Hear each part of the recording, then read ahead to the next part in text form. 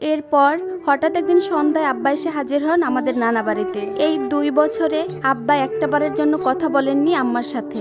অবশ্য আম্মারও ফোন ছিল না, কারণ ফোন ভেঙেছিল রাগ করে, তারপরে আর ফোন কেনা হয়নি। আব্বা চাইলে আমাদের নানা বাড়ির অন্য কারোর ফোনে ফোন দিয়ে আমার সাথে কথা বলতে পারতেন, কিন্তু সেটা সে করেননি। এরপরে 2 বছর পরে এসে হাজির হলেন আমাদের নানা বাড়িতে। আমার ছোট বোনটা, সে তো আব্বাকে চিনতেই পারেনি, আর আমরা বড় দুজন দৌড়ে গিয়েছিলাম আব্বার কাছে, কিন্তু সেদিনও আব্বা কিছুই আমাদের জন্য আনেননি। সেদিন অবশ্য অনেক বেশি গরম পড়ছিল, আর ভিতরে মামিরা বলাবলি করছিল এতদিন পরে আসছে তাও বাচ্চাদের জন্য কিছুই আনে নাই। সবার সব কথা শুনে আম্মা আরো বেশি কষ্ট পেতে লাগলেন। সত্যি তো, এতদিন পরে আসলো, তারপরেও বাচ্চাদের জন্য একটা কিছুই আনেনি। আব্বা আমার সাথে সাক্ষাৎ করার ইচ্ছা পোষণ করলেন, কিন্তু আম্মা কিছুতেই সে তার সাথে দেখা করবেন না। আব্বাও কথা না বলে ওখান থেকে যাবেন না, এরকম ভাবে 3 ঘন্টা বসেছিলেন। তারপরে অবশ্য আম্মা বাধ্য হয়ে পর্দার আড়াল থেকে আব্বার সাথে কথা বললেন। আব্বার প্রথম প্রশ্নই ছিল কেমন আছো, কিন্তু আম্মা কোনো জবাবই দেয়নি। কিন্তু দ্বিতীয় প্রশ্ন শুনে আম্মার সহ উপস্থিত সবাই অবাক হয়ে গেল। এটা যেন এক অবিশ্বাস্য ঘটনা।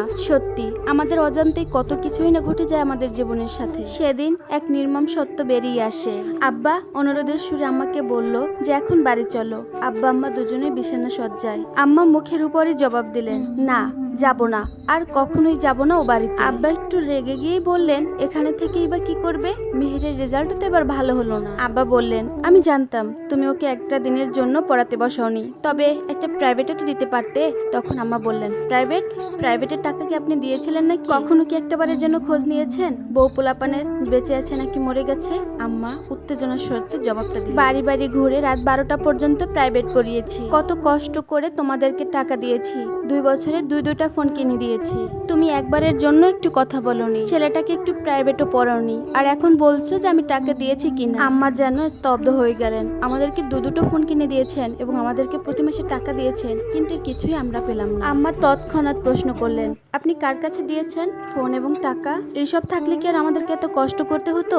আব্বা বললেন, তোমার মেজো ভাইয়ের কাছেই তো দিয়েছি, প্রতি মাসের টাকা আমি প্রতি মাসেই পাঠিয়ে দিয়েছি। আমি রাত 12টার পর মানুষের বাড়িতে বাড়িতে গিয়ে প্রাইভেট পড়ি, কত কষ্ট করে তোমাদের জন্য টাকা পাঠিয়েছি এবং মোবাইল ফোন দিয়েছি। তখন মেজো মামা বাড়িতে ছিলেন না, স্থানীয় বাজারে গিয়েছিলেন তিনি। আর আব্বার কথা শুনে মেজো মামির মুখ যেন একদম চুপসে গেল। আমার সে মেজো মামাতো বোন তো ইন্টারমিডিয়েটে পড়তো, করিডোর করে নিজের রুমে চলে গেল। তার মানে মামি আর মামাতো বোন সবই জানতো, আর আমরা দেখে যেন একদম বোকা হয়ে গেলাম। কত কষ্ট করেছি আমরা নানা বাড়িতে, অথচ আমরা জানতামই না যে আব্বা টাকা পাঠাতো। 2 বছরে আমরা কত কষ্ট করেছি, কেউ ঈদেও আমাদেরকে একটা নতুন জামা কিনে দেয়নি। আব্বা টাকা পাঠায় এটা জানলে আম্মা তো মাঝে মাঝে আমাদের জন্য একটু ভালো মন্দ খাবারের ব্যবস্থাও করতে পারত। কিন্তু এটা সত্যি গত 2 বছরে মেজো মামার পরিবারে 2টো নতুন ফোন এসেছে। ফোন দুটোর একটা আমার মামি চালাতো, আর একটা আমার মামাতো বোন চালাতো, অথচ আম্মা সব কিছু জানতোই না। আর আমার মেজো মামা ভেবেছিল যে আব্বার আম্মার হয়তো মিল কোনোদিন আর হবেই না, আব্বা নিশ্চিতভাবে আমাকে ডিভোর্স দিয়ে দিবেন, আর তাই হয়তো মেজো মামা এসব করেছিলেন। মা আর 1 মিনিট ওখানে দাঁড়িয়ে থাকেননি, সোজা গিয়ে মামি আর মামাতো বোনের হাত থেকে মোবাইল দুটো একদম ছিনিয়ে নিয়ে এসেছে। আব্বাকে অপেক্ষা করতে বলে মিনিট 20 মধ্যে আমাদেরকে তৈরি করে দিয়েছে। তারপরে রওনা করেন আব্বার সাথে, আর আসার সময় কারোর সাথে কোনো কথা বলেননি, শুধু নানির সাথে যোগাযোগ করে এসেছিলেন, আর একটা লোকের সাথেও কথা বলেনি। তো বাড়ি থেকে বের হওয়ার পরে দেখা হয়েছিল মেজো মামার সাথে, তিনি হয়তো তখন বাড়িতে ফিরছিলেন।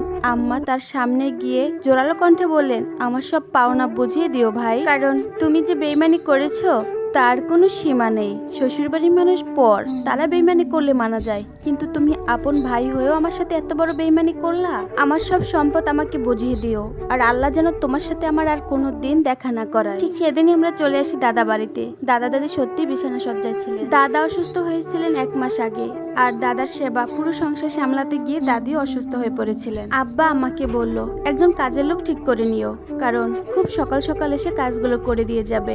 আম্মা ঘুমের ওষুধ খেয়ে ঘুমান, খুব সকাল সকাল এখন আর উঠতে পারেন না, যেন আম্মা ওঠার আগেই সব কাজগুলো করে দিয়ে চলে যায়। আম্মা রাগ করে বলল, আমি কোনো কাজই করতে পারবো না। আব্বা মিষ্টি হেসে বলল, আমি যেদিন বাসায় থাকবো সেদিন আমি আমার আব্বা আম্মার সেবা করব, বাকিটা তুমি কইরো। দাদি কিন্তু এখনো আম্মাকে ছাড় দেননি। আব্বা বাজার করে নিয়ে আসলে দাদি খুব নিখুঁত ভাবে জিজ্ঞেস করতো কি কি বাজার এনেছে, কত টাকা খরচ হয়েছে। আব্বা যদি 2 হালি ডিম আনতো তো দাদিকে বলতো যে 1 হালি ডিম এনেছি। 2 কেজি আনলে বলতো 1 কেজি এনেছি, কারণ দাদি বিছানায় শুয়ে শুয়েই খবরদারি করতে চাইতো, বিছানায় শুয়ে শুয়েও খবরদারি করতে চাইতো।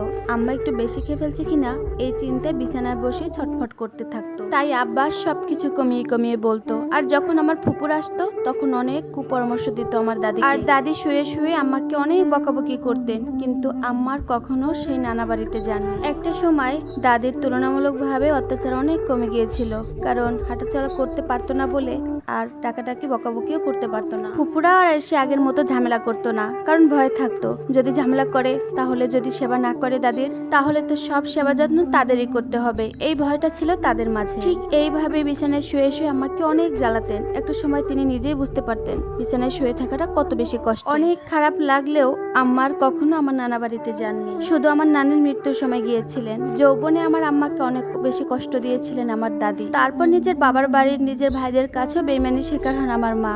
তাদের সাথে সম্পর্ক রাখাটা আমার মায়ের পক্ষে আর বেশি সহজ হয়নি। বাবার বাড়ির কারো নামও শুনতে পারতেন না আমার আম্মা। প্রথমে ক্ষিপ্ত হয়েছিলেন শ্বশুর বাড়ির মানুষের প্রতি, তারপরে অনেক বেশি ক্ষিপ্ত হয়েছিলেন বাবার বাড়ির মানুষের প্রতি। আমাদেরকে সবসময় বলতেন আপন মানুষ কষ্ট দিলে মেনে নেওয়া যায় না, কারণ বাবার বাড়ি শ্বশুর বাড়ির দুই দিক থেকে অনেক বেশি কষ্ট পেয়েছিলেন আমার আম্মা। আমার আম্মা তার শ্বশুর বাড়িতে যাওয়ার 2-1 বছরের মধ্যেই আমার দাদা দাদি দুজনেই মারা যায়। পরে আর কি দাদি ওইভাবে বিছানায় শুয়ে শুয়ে তার শাস্তি ভোগ করতে লাগলেন। আর আমার দাদা দাদি মারা যাওয়ার পরে আমার ফুপুদের সম্পত্তি খুব তাড়াতাড়ি ভাগ করে দিয়েছিলেন আমার বাবা, যেন তারা এসে কখনো আম্মার উপর খবরদারি করতে না পারেন। কিন্তু আম্মা তার বাবার বাড়ির উপরই বেশি কষ্ট পেয়েছে, কারণ আম্মার সবচেয়ে কষ্টের দিনে সবচেয়ে বেশি প্রতারণা করেছিলেন তার নিজের আপন রক্তের ভাই।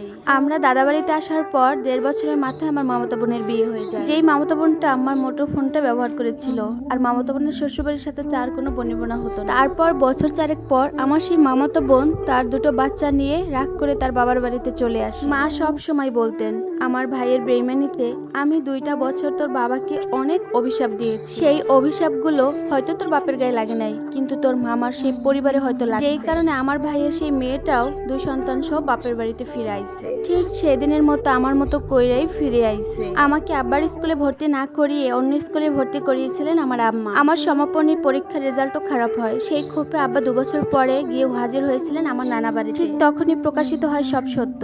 আম্মাও ফিরে যায় তার স্বামীর বাড়ি। আমার আম্মা আর কোনোদিন বাপের বাড়ির মানুষকে পছন্দ করেন। আমার ফুপুদের সাথে পরে বেশ যদিও মিশে গিয়েছিলেন, কিন্তু বাবার বাড়ি ছিল মায়ের জীবনের এক অভিমানের কারণ। আসসালামু আলাইকুম সবাইকে। ফারদিন মিহিরের লেখা মায়ের এক জীবন, যেটা আমি এতক্ষণ আপনাদেরকে পড়ে শোনাচ্ছিলাম, আর এটা ছিল এই গল্পের শেষ পর্ব।